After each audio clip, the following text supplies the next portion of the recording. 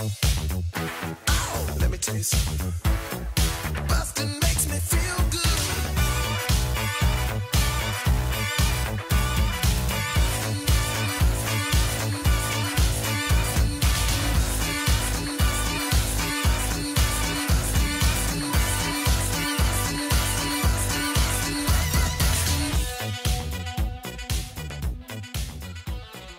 Hi, everybody. Welcome to Blockbusting, the podcast where we love to hate movies. I'm your host, Jay Light. Joining me today, a very special guest.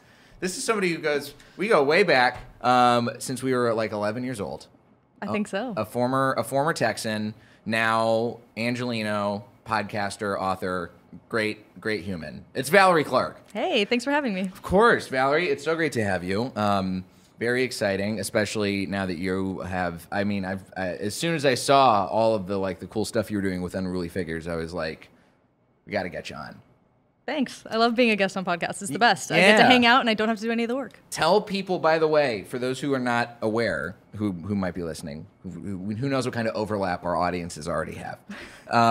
Tell the folks a little bit about your podcast and the work you're doing. Yeah, Unruly Figures is a podcast about history's greatest rule breakers, revolutionaries. Every other week I take a look at. Wow, sorry, I was not prepared for this question for some reason. Every other week, I do a deep dive into the lives and times of a different rebel or revolutionary throughout time. Cool. Yeah. And that is very exciting. And you got a book with all this coming out at some point. Next fall 2023. So keep your eyes peeled for that, folks. Yes. And for now, this actually, this film you chose to hate on, I'm assuming kind of lines up in that sort of realm of like whatever you're already talking about, right? Mm-hmm. Which is The Other Boleyn Girl from 2008, directed by Justin Chadwick, adapted from Philippa Gregory's 2001 novel, starring... it's got an incredible cast. An incredible cast. Yeah. You got Eric Bana, Natalie Portman, Scarlett Johansson, Jim Sturgis, Kristen Scott Thomas, along with Eddie Redmayne is in this. Benedict Cumberbatch is in this. Andrew Garfield is in this. Juno Temple is in this. Yep. And I mean, nobody knew any of these people. No. Back then they were nobodies still, and now they're huge. It's crazy. It's sad to think this is the early part of their career, kind of. I saw somebody, I think it was on Letterboxd, talk about how looking back now, this is probably the most expensive ensemble of all time. If you had to try and recreate it. Oh, you couldn't do it. I don't think. Couldn't do it. You couldn't afford all these people. No. And it's a shame because this movie could have used the level of talent that they have now in it. Yeah. Because this movie, it's a real drag. It's rough. It's a rough movie. 43% on Rotten Tomatoes. It deserves that. It might deserve less than that. Honestly, yeah, it might. It got pretty rough reviews, but I mean, we're not here just to talk about the reviews. We're here to talk about your reviews. And I want to know what it was like. What was your experience like watching this for the first time? Why does this stick with you after all these years? Yeah, so I read the book first in 2004 when I was a freshman in high school, and I loved the book so much it made me want to pursue history. It's why I write historical fiction now. And then in 2008, I went with a group of people from high school to watch the movie in theaters, and we walked out. We're like, this is such a bad movie. Oh, boy. It was so disappointing. I remember not liking adaptations after this. I was like, this is absolute garbage. It was bad. I could see you wanting to walk out because I watched this movie on Netflix, and if I didn't have to keep watching it for the show, I would have shut it off. Oh yeah, absolutely. Yeah, I would have too. I'm not. Full disclosure, I'm not a huge fan of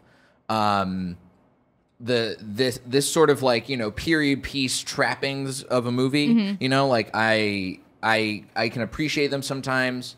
The Last Duel I actually liked. I like that's really the only one that comes to immediate mind. Sure. But this movie, it felt like there was so much that got left on the table in terms of what you could have done with it emotionally and from a writing standpoint. Mm-hmm. It felt like there was a lot of weird editorial choices that were made. Yes. And a lot of weird directorial choices that were made. Absolutely. And then I also read about how after the fact, there was a lot of inaccuracy in the movie, and I'm not sure because I've never read the novel. Right. But how much of the inaccuracy in the movie is from the novel? Not as well? a lot. Not a lot. The book is much better researched. The book is I mean, I wouldn't call the book more accurate necessarily because I'm not. This is not my historical period of expertise. But the book is very different from the movie. I'll say that. There's a lot less. There's a lot more emotion and a lot more depth to everything, and a lot more. I don't know. The book's more interesting. It's not a drag the way the movie is. This movie's a drag. The pacing is gray horrible and slow pace. Yeah.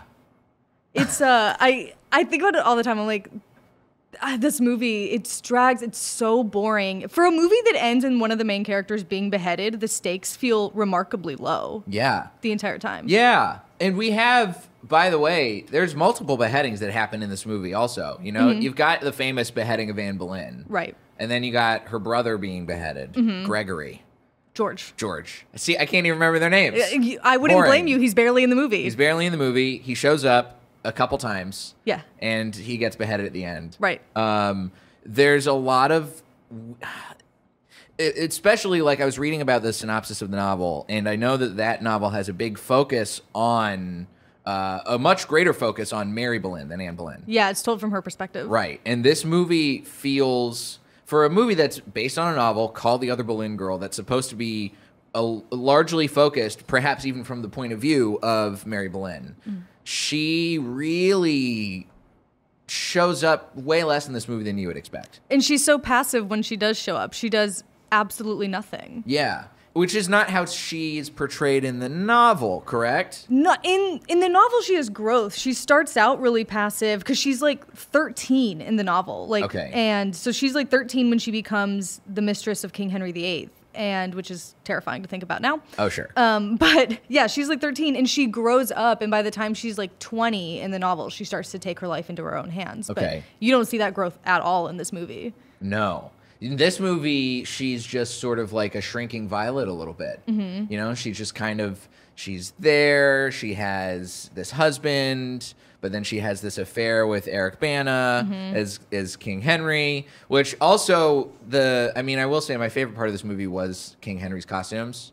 Oh, wonderful. Wonderful costuming. I forgot how for a period of time the way that you showed like your status as a man and sort of as a woman too, I guess, was like how wide your outfits were. Yes. Like with women it was the super like the petticoats and the big, you know, cage dresses. Yes. And then for guys it was like how many coats can you wear at once? Yeah, the more trouble you have fitting through a door, the more power you have. Yeah, if you have to turn to the side, then you are royalty. Exactly. Guaranteed. Guaranteed, yeah. But there's so much of this movie that I wish I could have understood more from Mary's perspective. Anne's perspective is the story that like I feel I don't know. I obviously didn't know a ton about it. I knew bits and bobs here and there from history class. And there's enough of that there where it's like, oh yeah, no, I know that this point happened. I know there's the stuff with the split from the Catholic Church, and I know there's the stuff with her getting beheaded, and that's really all I know. But it feels like if you're going to call a movie The Other Boleyn Girl, don't focus on the one. Don't make the majority of the movie about the one who we already know about. Right. Yeah, exactly. Don't. And also, like, I don't know. There's so much time spent by, like, the men around them talking about the Boleyn girls. I'm like, can we see the Boleyn girls do something in this movie? Like, both of them, even when Anne is throwing fits and losing her mind, both of them just receive everything. They're not very active. I don't know. They're not very active at all. No, they're not active protagonists. No, not at all. They show up. They are handed a lot of things. Literally, like, gifted positions in the court.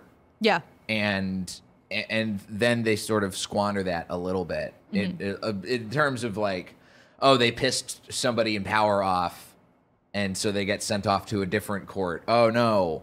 Yeah. What a horrible way to get shuffled around to be different groups of royalty. Right. What a tragedy. Which is not at all what happens in the book either. In the book, Anne and Mary, well, actually, in real life, Anne and Mary grew up in the French court. In the book, Anne, when she's punished, as she is in the movie. In the book, she's sent to like their country estate to live alone with her servants for like 2 years, which is, I think, an actual punishment as opposed to just going to French court. Like, that sounds great. Yeah. It sounds like a much more delightful time than this movie would lead you to believe. Absolutely. I would love to hang out in French court for a while. It sounds great. Hang out. I mean, watching The Favorite, that was enough for me to be like, I'll go hang out in a rich person's summer estate. Right. I don't want to be like a monarch, but I'll be around them. Yeah. Like, It's probably like fun and chaotic a little bit. Yes. I can live with that. I could deal with that. Yeah. Yeah. Especially just for a couple summers. Also, though, it's for like 7 years in the novel, right? I think it's like 2. I don't know. But yeah, the novel takes place over 15 years, and this movie feels like it's been squished into like 3 years. There's so much historical inaccuracy in this movie. The biggest ones that I read about after the fact is that the ages of the sisters were flip-flopped. Yes. Yeah, Mary's the oldest sister. I don't know why they made her younger. It doesn't make any sense. I don't know why either. It doesn't. The movie gains nothing from that choice. No. All it does is just make her look worse. Yeah. Which is not, again, if you have... Who's the protagonist of this movie supposed to be? Because you're shitting on everybody the whole time. Right. Well, at minute like 4, Anne declares herself to be the Other Boleyn Girl, which, I mean, when a movie says the title that early and I'm like, I want to gag, but... Yes. And they have that happen in what I felt was my at least most enjoyed scene of the movie, my favorite scene, where they say they're at the court, they're having the big meal of some kind. She's just returned from France. And they have the scene where King Henry is like, I only know one Boleyn girl. Who's this other Boleyn girl? Right. And it's Natalie Portman being saucy and trying to be sassy and throw in like, I'm a changed woman now. I'm different. I'm a grown up now. I'm a grown up. I've been gone for a couple months. I came back. I got a new perspective. Exactly. Like every college student who studies abroad and thinks they're more worldly now. Yeah, exactly. I cannot believe you like that scene though, because I think that's to me is the worst scene in the movie. Like I literally turned my face away. Like I couldn't watch it. Interesting. I find that scene every time Natalie Portman tries to be like seductive in this movie, I find it so off-putting that I have to look away. It's so cringe to me. I think maybe, I mean, the more I think about it now, it's not that I thought it was particularly good. Like I'm not buying what she's selling by any means, but I'm like, at least there's a choice being made here to try and entertain, I guess, which I feel like a lot of the movie, it doesn't really know what it's trying to do. It feels like there's so many mixed messages going on. There's so much, like you could even the mixed upness bled through the way I was looking at it through to the camera work. You know, like there's some scenes near, I noticed this more in the end of the movie, where it's the same scene, but it will come from, it'll be like half shaky cam, sort of like handheld shots to very stable dolly shots or pans. And it's just like it's discordant within the same scene. I don't remember noticing that, but I believe you that it happened. It bothered me a lot. Because it feels like it's just, this movie doesn't really know what it is. Yeah. What bothered me was like, there are moments where I feel like they're trying to do like old-timey English dialogue, and then other times where the dialogue feels like very natural and normal. And I'm like, what is happening? Like, did no one proofread the script? Like, what is going on? I don't know what happened. It's a movie that doesn't know, I don't think it knows what it is. Yeah. And it's such a shame. It's got potential. This is an interesting story. It's a hugely interesting story. I think there's a lot of that historical, the elements of the history that are in it are glossed over in a way where I felt like I was shocked. There's so much drama to be played with in the entire story. And there's so much that they leave on the table. Like I was watching it again last night and I was like, why does it feel like Anne and Mary and the king live in their like own little world when they're like the center of the court? Like, why aren't we seeing other people interact with them? Anne is supposed to be one of the most beautiful women on earth. Like, why aren't we seeing people compete for her attention? Like, we get none of that. It's Hey everybody, did you like how I just did my own theme song just there? I hope you did. Jay here with a quick interruption. I don't have ads, so I'm going to advertise myself in the middle of this podcast. Why not? This is somewhere north of 300 episodes when you're listening to this. And golly gee, it has been a journey. And I appreciate you coming with me on that journey for this whole time that you've been here. Maybe you've been here from the beginning. Maybe you've been here since like an episode ago. I'm just glad you're here. But I do have to say this. We here at Blockbusting, and there's literally a we. Chorkin, come around. Come around to the other side of the camera so we can see. Look, guys, I got a staff now, all right? I got interns, okay? I got producers. I got stuff to handle here at the space that I record at and elsewhere. And I want to be able to pay these people. And I, unfortunately, do not make the kind of money to pay these people myself. And that's where I hope that you can come in. By supporting the Blockbusting Patreon. Yes, that's right. We've got a Patreon. I haven't plugged it in a bit, but I'm going to start plugging it heavy now, because why not? I want to pay these folks, all right? And you can support the podcast for just as low as $1 a month, all right? $1 a month goes back into the show. I'm not even paying myself. I don't care about paying myself for this podcast. I care about giving a little something back to the people who help me out, because I'm getting a lot of help from people these days. And they deserve a little something for their efforts beyond just my eternal thanks and gratitude, which they're going to get anyway. So you can subscribe for $1 a month. You start getting access to bonus content from me, like I'm posting episodes of my game show Wrong that I'm doing here in Los Angeles that I'm not posting to the public. I'll start posting bonus episodes of me talking about stuff again. What's Good with Jay Light, where I just talk about what I liked that I saw on the television and the internet and stuff these days, because that's how you do for Patreon. We still have the JFlix level, the $5 tier, where you can get access to my full film, television, comedy special library. That's just $5 a month. It's cheaper than pretty much every streaming service out there, except for, I guess, Apple TV is $5 a month. And they have Severance and Ted Lasso, so you really can't go wrong there. And they got Coda. I mean, Coda, what a delight. But you know what I've got? Xanadu. And nobody else has that. Pfft, duh. I've got A Day Without a Mexican, Los Digits' least favorite movie. You listen to that episode, it's a great episode. But you got to watch the movie, which I have on JFlix for $5 a month. I got a bunch of weird stuff. So go consider, please, subscribing to the Patreon for Blockbusting. The link is in the show notes. Or you can just go type into your little web browser right now, tippity-tap it into patreon.com/blockbusting. Again, that is patreon.com/blockbusting. And your support will go to helping me throw a little cash the way of the fine folks who help make this podcast happen. That's all I'm asking, is you throw me a little something so I can throw them a little something, okay? We're going direct, because, you know, this is like thoughts and prayers with guns. Like, saying thanks is only going to do so much. I want to give them cash, okay? At least buy them a coffee or something. So patreon.com/blockbusting. You can join and support for as little as $1 a month. And that's all there is, folks. Enjoy the rest of the episode. It's really, and that's part of the big frustration too. It's like, we look at the way that the two central characters are treated, the Boleyns, the way they are handled in this movie. It just feels like they're sort of Natalie Portman more so than Scarlett Johansson, character-wise.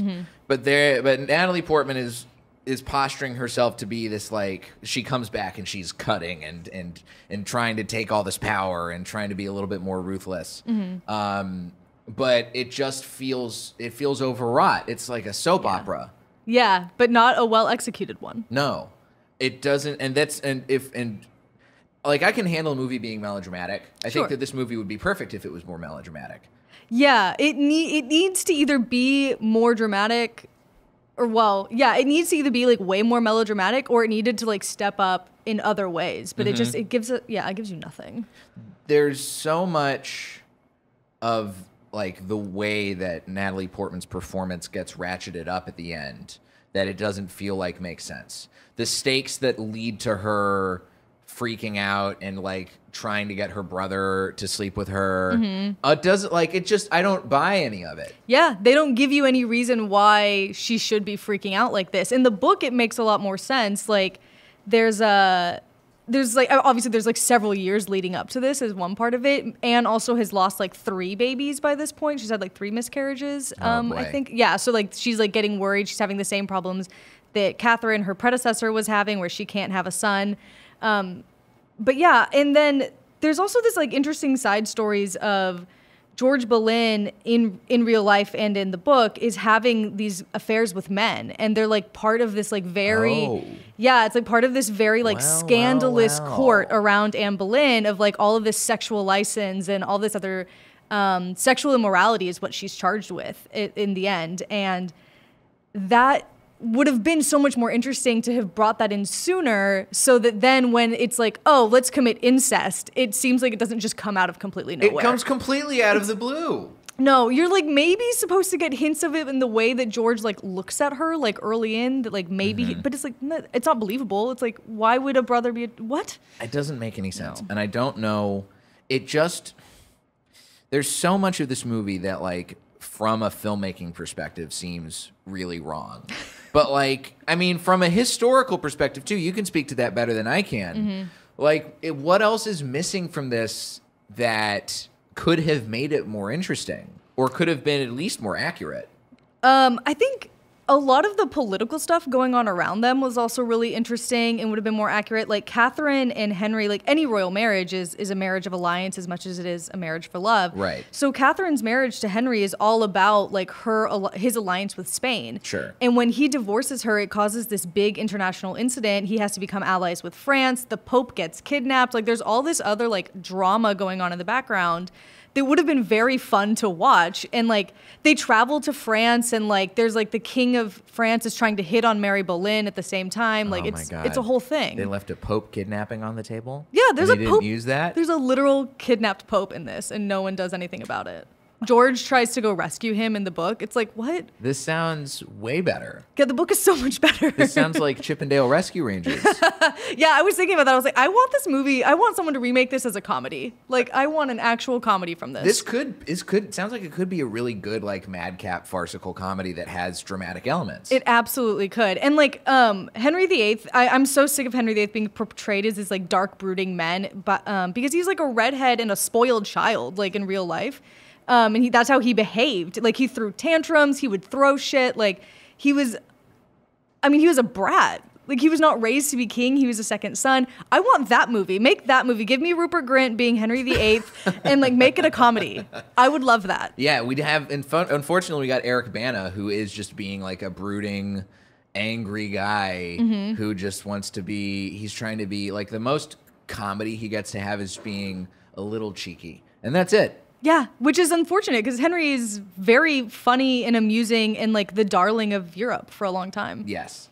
It's really, I just don't buy anything that happens in this movie. Like even the people who are reviewing the movie, like this is the best thing anybody said about Eric Bana. This is Jessica Reeves of the Chicago Tribune. Eric Bana doesn't have much to do as Henry VIII except play the monarch as an overgrown spoiled brat. He is, however, awfully nice to look at.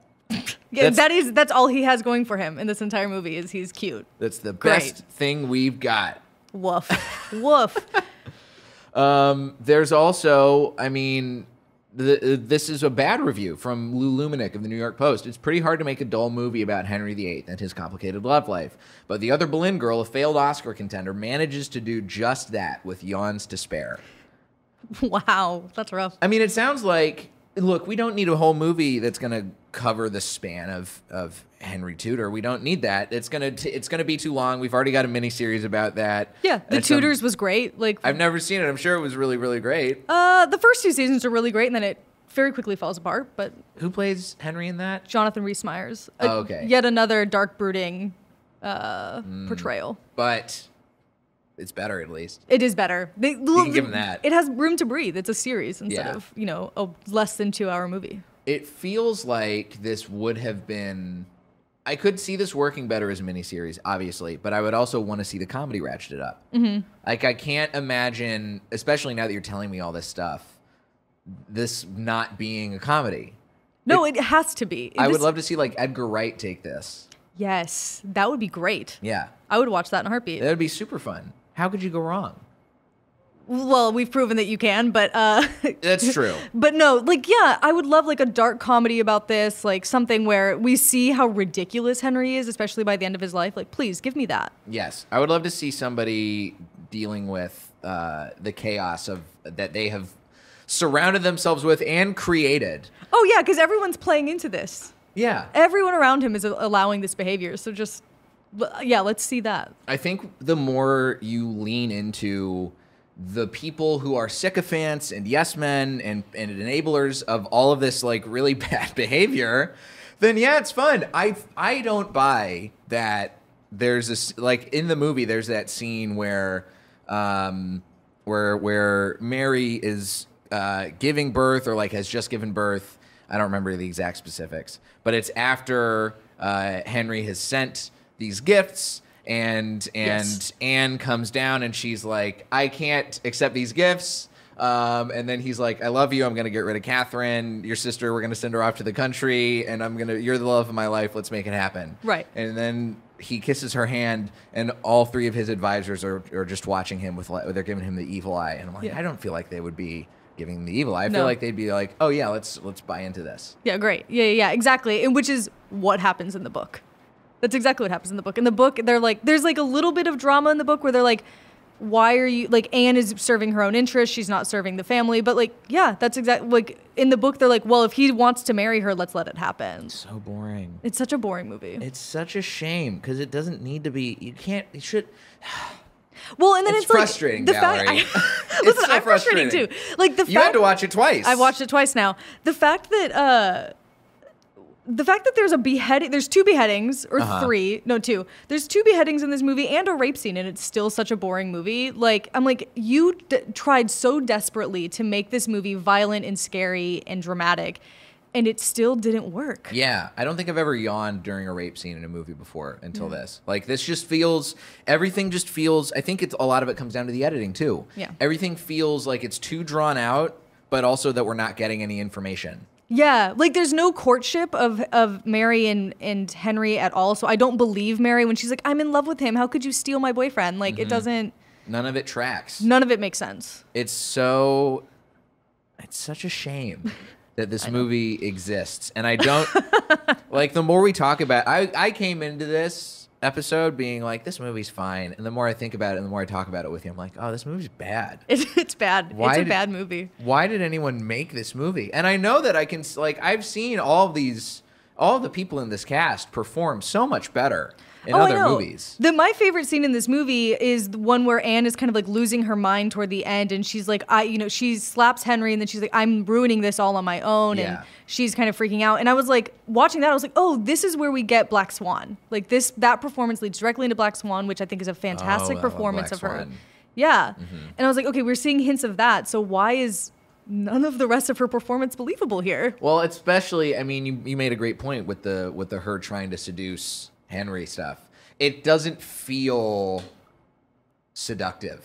No. It doesn't feel like that's what she's going for. It feels like the scene of the comedy that we both wish that this movie would have been ultimately. Yeah, exactly. Where yeah. it's like just over the top and like I can't even imagine anyone in real life trying to be like, we're all the powerful people in this room. Oh, there they are. And everybody being like, wow, that was great. No. I'm Brilliance. totally on board. No. 100%. You've stolen my heart. Exactly. No, I need someone looking into the camera exasperated in that scene. It's just, I can't. It's so bad. We need Jim from The Office Yes. in this, in the tutor court. We need that guy. Dressed in that suit still, just being like, what the fuck is happening? What's happening? What's happening in the scene? What's happening in this movie? Yeah. So obviously, The Other Boleyn Girl is leaving Netflix in like a week. Don't watch it. Don't watch it Don't in watch the week it. that it's out there. No, it's bad. Do yourself a favor and don't watch this movie. Don't give it any money. What should people watch instead? Well, if you want to watch this story told better, The Tudors does it a lot better, which I think is still on HBO. And if you want to watch Natalie Portman play a historical figure and do that really well, Jackie was a pretty good movie. Oh, I didn't see Jackie. It was pretty good. I really liked it. I gotta see that, and I gotta see the director. What's the one he made with Spencer? The Princess Yes. Diana movie. Another really great movie. Same director. I hear he does great work.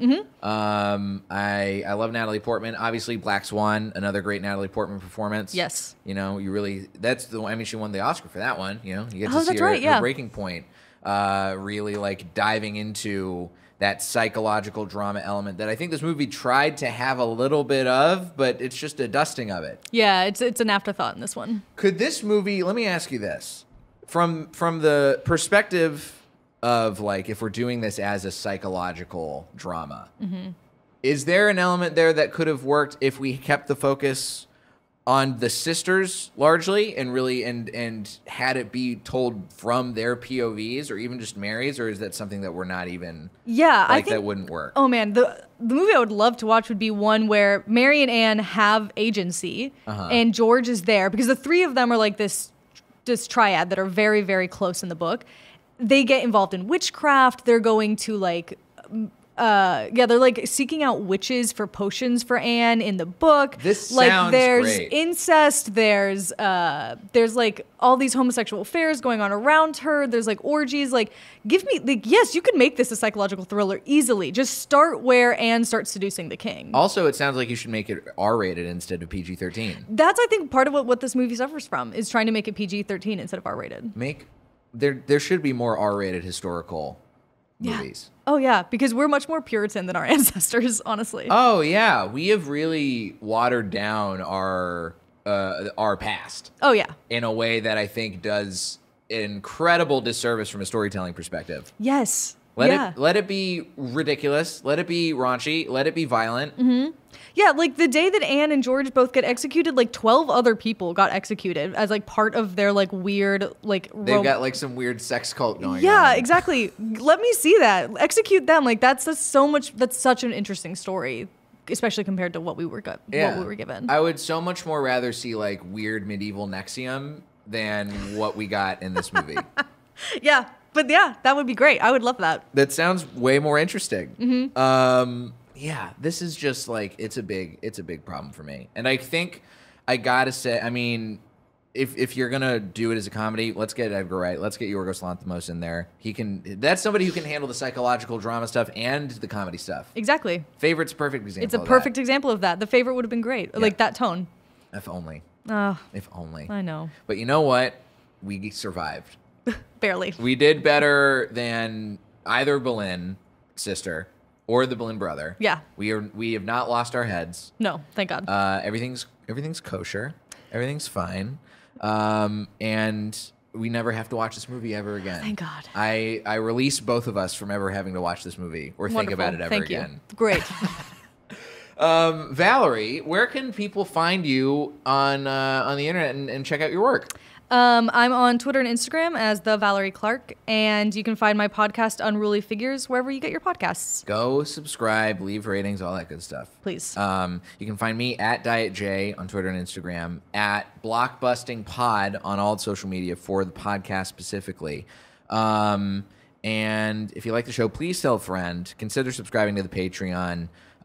For just $1, you get access to all the bonus content, and $5 a month you get JFlix, the full film, TV, comedy special library, all that good stuff.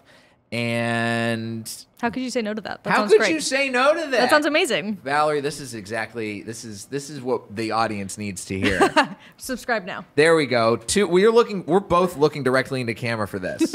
This is the bit that I set us up for at the very beginning of Look at before you we go. even started. You knew what you were up to. I knew what we were doing. Valorie, thank you again. Thank you. This was so fun. This was so fun. This is blockbusting. Go see something good for a change.